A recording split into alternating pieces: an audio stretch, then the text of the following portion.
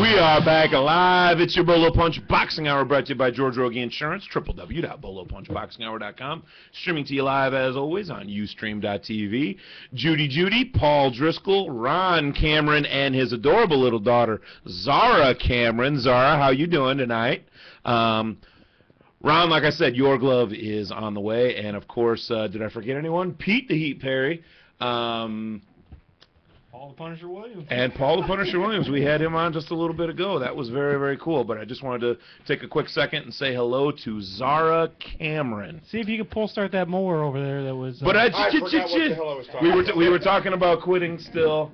I do need to sort of move on, but if you had to... Oh, that's a topic right there. I don't want to slip up on a... You know what? I think even with the backing of Oscar De La Hoya, I think it's still difficult to come back from, I quit.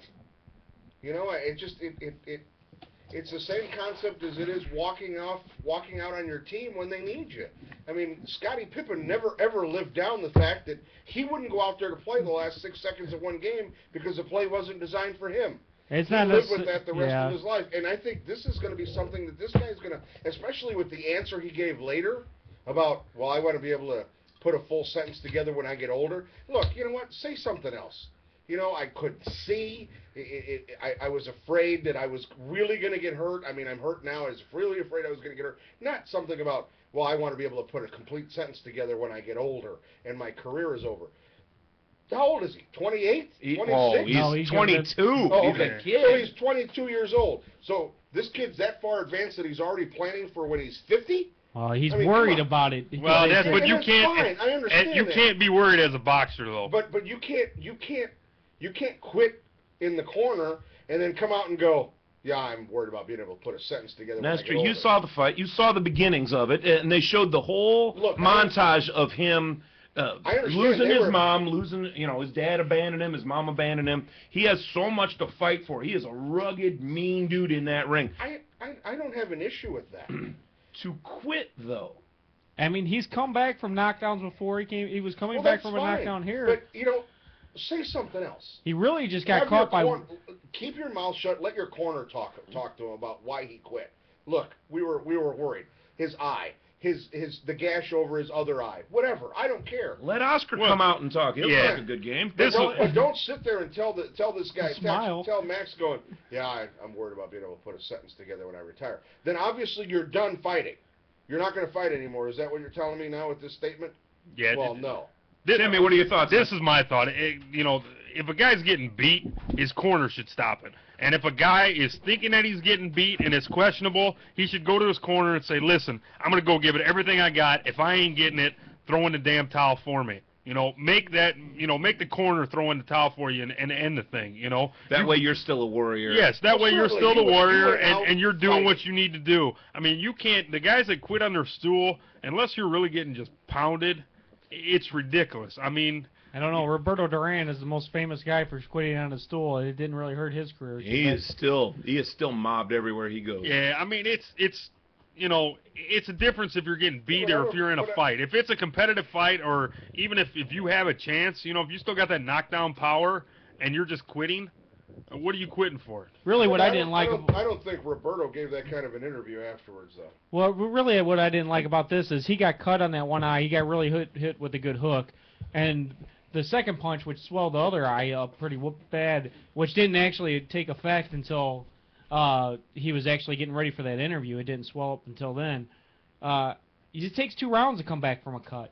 You get cut, and they work on it one time in the corner, and it doesn't heal up ever.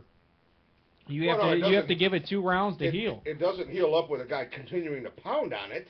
I mean, nothing's going to heal then. Well, usually even if they do hit it, it still takes 2 rounds. The only issue that I have with what he did was the post-fight interview.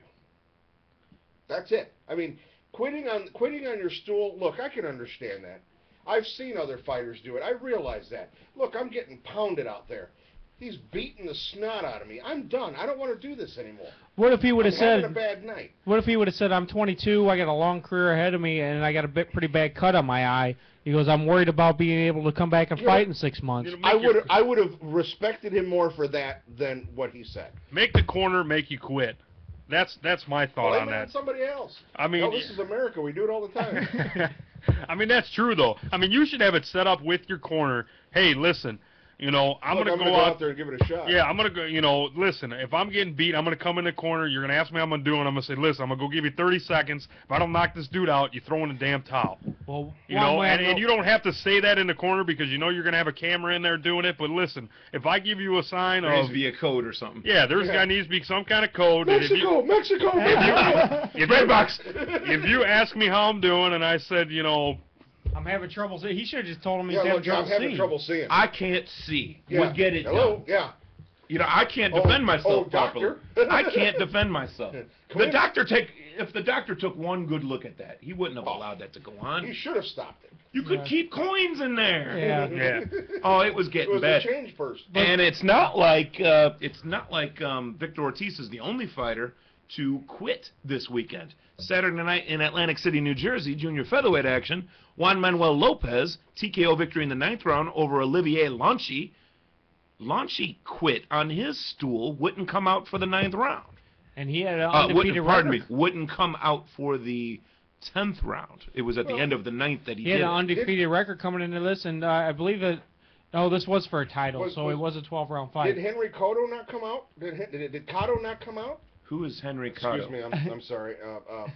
Miguel? Yeah, Miguel. Oh, Miguel Cotto? Yeah, didn't he not come out in the Margarito fight? No, I think the referee stopped it in the Was it Margarito the referee stop it? Okay. Yeah. I don't know. I thought he didn't. I thought it was a combination of both. I didn't think that. I thought that he didn't. Cotto was a beaten man in that fight. Well, I know. I understand that. You think Cotto's bad? I hear this fool Henry Cotto is even worse. Well, He was an outfielder. Well, they do. You know what? I'm They thinking do about call the him. Cubs game in the other room. Okay. A lot of people do call him Cotto. I don't know why. I mean, obviously that's. It's an American way of saying it. Yeah. Kind of like Arguello. It's like Mikado Beto. Take it easy. Maybe some more Storm King. Don't spill it. You'll never wake up from it. Yeah, that's an interesting story. Maybe our listeners would like to hear about how you fell asleep and woke up with beer all over you. Yeah, Or maybe they don't want to hear it. Yeah, I'm not gonna bring. No, it up. I'm not going to talk about how you fell asleep and woke up with beer all over you. Because that would be a jerk That would move. be embarrassing. That would Chris, be you got about 2 minutes. Go ahead and wrap this little topic up that you got here, and then we'll take a break here. Couple thoughts on the thing, on the message board here. Once a quitter, always a quitter. And they talked about, the guy said he had cramps. And somebody wrote that, cramps, was he getting his period? So, yeah, exactly what you just said there, Nestor. Looks like he had cramps in his eye to me. That's what it looked like to me. Yeah, his his eyelid was cramping. I think halfway through that next round, his corner might have stopped it anyways. He had the one real bad cut, and his other eye was pretty well swelled shut. By the end of that next round, he might not even have been able to see any punches coming. Yeah. They're fighting Ray Charles or something. Let's go ahead and take a break. We'll be right back with all the fights that are going to be getting us through the next couple of weeks. And, of course, your Golden Leaf fighter you should know. All right here on your Thursday night Bolo Punch Boxing Hour.